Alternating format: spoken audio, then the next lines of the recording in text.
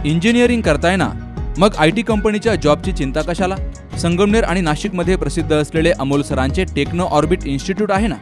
अमोल सरांच्या शिस्तीमुळे आणि technical संस्कारांमुळे programming डोक्यात नाही तर हृदयात उतरतं. पालकांनो, IT इंडस्ट्री एक्सपर्ट शिक्षक, उत्तम स्टडी मटेरियल, खास कंपनी ओरिएंटेड सिलेबस यामुळे गेली 5 वर्षात टेक्नो ऑर्बिटचे हजारो इंजिनियर्स लाखोंची पॅकेज घेत आहेत. मग वाट कसली बघताय? आता तुमची प्लेसमेंट होणारच. नवीन सुरू होणाऱ्या ऑफलाईन आणि ऑनलाईन बॅचसाठी आजच आपला प्रवेश निश्चित करा. टेक्नो ऑर्बिट, अमृतवाहिनी कॉलेज समोर, घुलेवाडी, संगमनेर. संपर्क 95 45 53 58 57. Republican party of India Athawale पक्षाच्या केंद्रीय निवडणूक निर्णय अधिकारी ॲडव्होकेट BK बर्वे यांच्याकडे सादर करण्यात आलेल्या कार्यकारिणीची मुदत संपलेली नाही. नवीन जिल्हाध्यक्ष पदाची झालेली निवड ही पक्षाच्या घटनेला आणि नियमाला डावलून केली गेली आहे. तर कार्यरत जिल्हाध्यक्षांनी राजीनामा दिलेला नसतानाही, त्यांची मुदत संपलेली नसतानाही अचानक गुपचूपपणे नवीन जिल्हाध्यक्षांची झालेली निवड ही बेकायदेशीर आहे, असं स्पष्टीकरण रिपाईचे जिल्हाध्यक्ष सुनील साळवे यांनी पत्रकार परिषदेमध्ये दिलं आहे. Republican party of India Athawale गटाच्या जिल्हाध्यक्ष पदावरून वाद निर्माण झालेला असताना नगर शहरातील शासकीय विश्रामगृह या ठिकाणी जिल्हाध्यक्ष साळवे यांनी पत्रकार परिषद घेऊन खुलासा केला. तर पक्षाचे राष्ट्रीय अध्यक्ष तथा केंद्रीय मंत्री रामदास आठवले यांचा आदेश आणि कार्यकर्त्यांच्या भावनेचा अनादर करून हुकुमशाही पद्धतीनं पक्षाच्या धोरणाला पायदळी तुडवत नवीन जिल्हाध्यक्ष निवड करणारे संपर्क प्रमुख श्रीकांत भालेराव यांची हकालपट्टी करावी, त्यांच्यावर कायदेशीर कारवाई करावी अशी मागणी रिपाईच्या पदाधिकारी आणि कार्यकर्त्यांनी केली आहे. Republican party of India Athawale Ahmednagar जिल्हा पदाधिकाऱ्यांची आज पत्रकार परिषद होत आहे.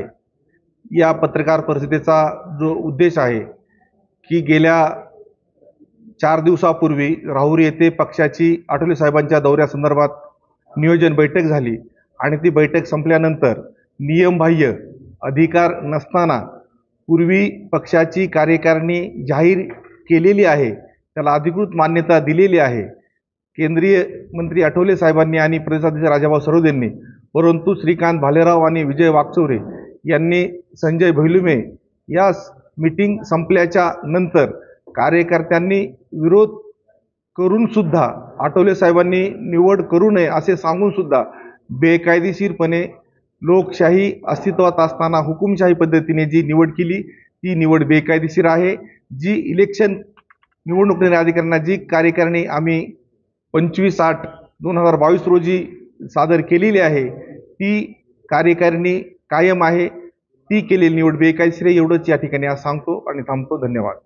जिल्ह्यातील या घडामोडीच्या नंतर पक्षाच्या नेत्यांकडूनच रिपब्लिकन पक्षाला स्लो पॉयझन मिळतंय आणि पक्षाच्या अडचणीत वाढ होते हे आठवले साहेबांना आम्ही सांगून ज्या पद्धतीने या ठिकाणी हे नेते काम करतात आणि कार्यकर्त्यांना त्रास देतात, हुकुमशाही पद्धतीने काही निर्णय घेतात आणि अशा पद्धतीने होणारा जो कार्यकर्त्यांना होणारा जो त्रास आहे तो कमी करण्यासाठी आम्ही आठवले साहेबांकडे संपर्क प्रमुख श्रीकांत भालेराव यांना त्या पदावरून हटवावं, त्यांच्यावर योग्य ती कायदेशीर कारवाई करावी, कारण त्यांना देखील 25-30 वर्ष झालं संपर्क प्रमुख पदावर ते काम करतात.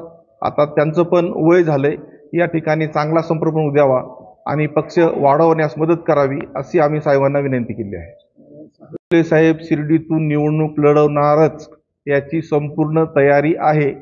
वरिष्ठ लेवलला पक्षाचे आमचे अध्यक्ष भाजपच्या अध्यक्षांना भेटलेले आहेत. वरच्या पातळीवर शिर्डी मतदारसंघाबरोबर अजून एक मतदारसंघ रिपब्लिकन पक्षाने महाराष्ट्रात 2 जागा लढाव्यात अशी रिपब्लिकन पक्षाच्या राज्य कार्यकारिणीची आणि केंद्रीय कमिटीची, त्याचप्रमाणे 36 जिल्हाध्यक्षांची इच्छा आहे. त्या दृष्टिकोनातून आम्ही 2 जागा मागत आहोत आणि 1 जागा शिर्डीसाठी आम्ही आग्रही आहोत.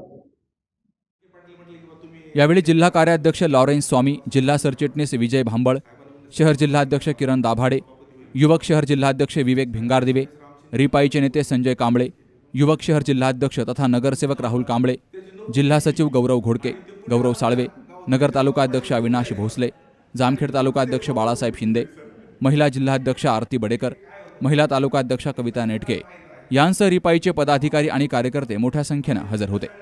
Shubham Pacharne, C news Marathi, Ahmednagar.